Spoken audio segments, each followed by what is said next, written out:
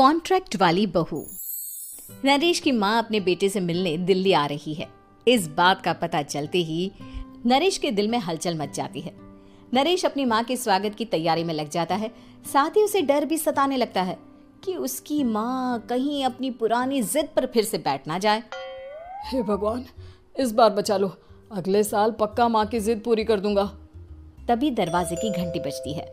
नरेश दरवाजा खोलता है तो सामने अपने मकान मालिक को देखकर हैरान हो जाता है, क्योंकि उनके साथ एक सुंदर सी लड़की भी थी। अब नमस्ते अंकल, कुछ काम था, मुझे बुला लेते। आपने क्यों कष्ट किया? अरे नहीं, इसमें कष्ट कैसा, मैं तो बस तुम्हें रीना से मिलवाने आया था। आज से रीना तुम्हारे साथ इसी फ्लैट में रहेगी। अंकल, कोई लड़का फ्लैटमेट नहीं है? एक अनजान लड़की के साथ रहना मेरे लिए थोड़ा अजीब होगा। देखो नरेश, मैं तुम्हें पहले भी बता चुका हूँ कि इस फ्लैट में तुम्हें किसी ना किसी के साथ एडजस्ट करना ही होगा, या फिर तुम अकेले पूरे फ्लैट का किराया दे दो, मैं किसी को नहीं रखूंगा। नरेश अपने मकान मालिक की बात सुन के रीना के साथ रहने के लिए तैयार हो जाता है, पर अंदर ही अंदर उसे ये बात खाने लगती है कि वो अपनी माँ को क्या जवाब देगा जब उसकी माँ रीना के बारे में उसे पूछेगी। दिन बीतने लगते हैं। नरेश और रीना अच्छे दोस्त भी बन जाते हैं, पर अभी भी नरेश अपनी प्रॉब्लम का सॉल्यूशन नहीं ढूंढ पाता। एक दिन नरेश बहुत परेशान सा बैठा होता है। तभी रीना उसे पूछती है, क्या हुआ नरेश, तुम काफी परेशान लग रहे हो, सब ठीक तो है ना? हाँ, सब ठीक है, बस एक छोटी सी प्रॉब्लम है। वो एक्चुअली 2 दिन बाद मेरी माँ मुझसे मिलने आ रही है। अरे, तो इसमें प्रॉब्लम क्या है? ये तो खुशी की बात है। हाँ रीना, बट मेरी माँ एक जिद लेकर बैठ गई है कि मैं शादी कर लूँ, पर मैं अभी इस चीज़ के लिए तैयार नहीं हूँ। ऊपर से जब वो तुम्हें देखेगी तो 100 सवाल करेगी, क्या जवाब दूंगा? अरे, इसमें कोई टेंशन वाली बात नहीं है। मेरे पास ना इस प्रॉब्लम का सलूशन है, जिससे ना तुम्हें शादी करनी पड़ेगी और ना ही तुम्हारी माँ मेरे बारे में कुछ पूछेंगी। रीना की बात सुनकर नरेश सोच में डूब जाता है। वो सोचता है कि रीना खुले ख्यालों वाली लड़की है, कहीं माँ को सच बता ना दे। नरेश को सोच में डूबा देखकर रीना कहती है, अरे क्या हुआ, किस सोच में पड़ गए? डोंट वरी, जैसा तुम सोच रहे हो ना वैसे कुछ भी नहीं है। मेरे पास एक प्लान है। मैं कुछ समझ नहीं पा रहा हूँ, कैसा प्लान? मैं समझाती हूँ। हम ना एक कॉन्ट्रैक्ट मैरिज कर लेते हैं। फिलहाल मेरे पास जॉब नहीं है, तो तुम इस रूम का किराया दे देना जब तक तुम्हारी माँ यहाँ रहेंगी, सिर्फ तब तक। और तुम अपनी माँ से कह देना कि मैं तुम्हारी पत्नी हूँ, इससे वो मेरे यहाँ रहने पर कोई सवाल भी नहीं करेंगी। अरे बात तुम्हारी ठीक है, पर माँ से झूठ बोलना, ना पापा, मैं ये रिस्क नहीं ले सकता। कोई और आइडिया दो ना तुम। देखो, मंजूर हो तो बोलो, वरना सच बता दो, मुझे कोई प्रॉब्लम नहीं है। रीना की बात सुनकर नरेश सोच में डूब जाता है। बहुत सोचने के बाद जब उसे कोई रास्ता नहीं मिलता तो वो रीना के बताए हुए रास्ते पर चलने के लिए तैयार हो जाता है। वो रीना से बात करता है और अपनी माँ की पसंद और नापसंद के बारे में बताता है। रीना भी नरेश की सभी बातों को ध्यान से सुनती है, ताकि कहीं उससे कोई गलती ना हो जाए। आखिर वो दिन भी आ जाता है जब नरेश की माँ उससे मिलने दिल्ली आ जाती है। नरेश अपनी माँ को फ्लैट पर लेकर जाता है।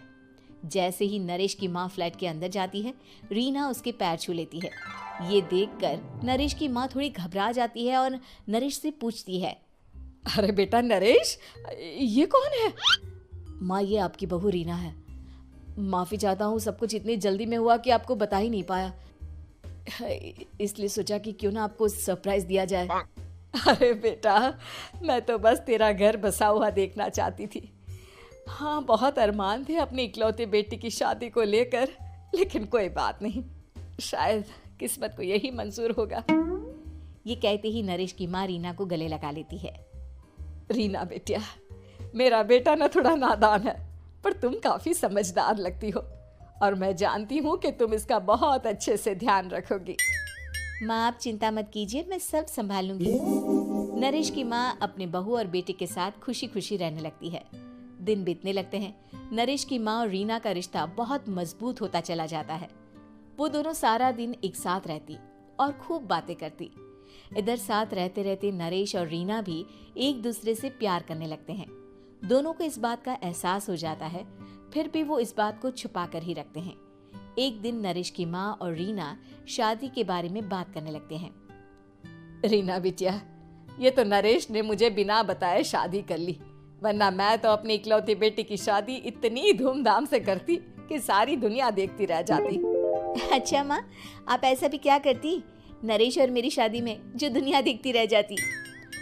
अरे बिटिया, एक माँ के अरमान तुम अभी नहीं समझोगी। मैं तो अपनी बहू को एक रानी की तरह लेकर आती और शादी भी बिल्कुल शाही अंदाज में करती, पर मेरे तो सारे अरमान ऐसे ही रह गए। खैर, मुझे तो अपने बेटे और बहू की खुशी चाहिए बस। ये कहते हुए नरेश की माँ की आंखों में आंसू आ जाते हैं। रीना भी ये सुनकर ख्यालों में खो जाती है, क्योंकि वो भी मन ही मन खुद को नरेश की पत्नी और उसकी माँ की बहू मानने लगी थी।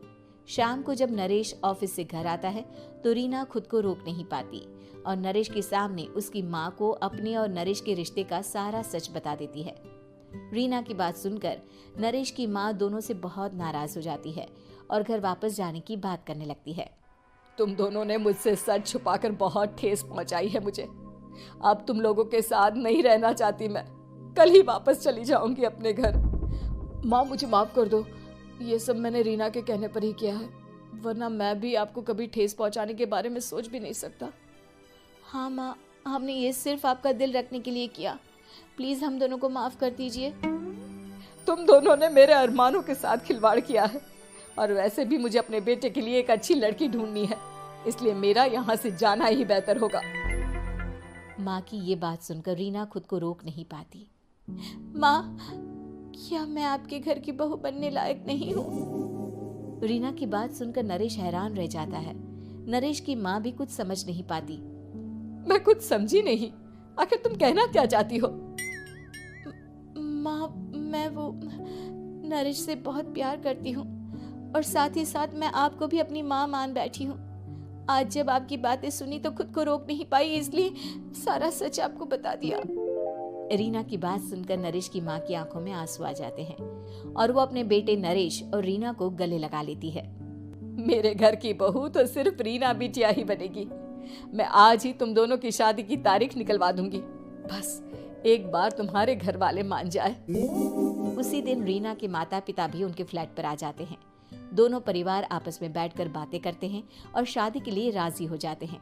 रीना भी कॉन्ट्रैक्ट फाड़ देती है और कहती है, सही मायने में मैं अब बहू बनूंगी, अब तक तो सिर्फ कॉन्ट्रैक्ट वाली बहू थी।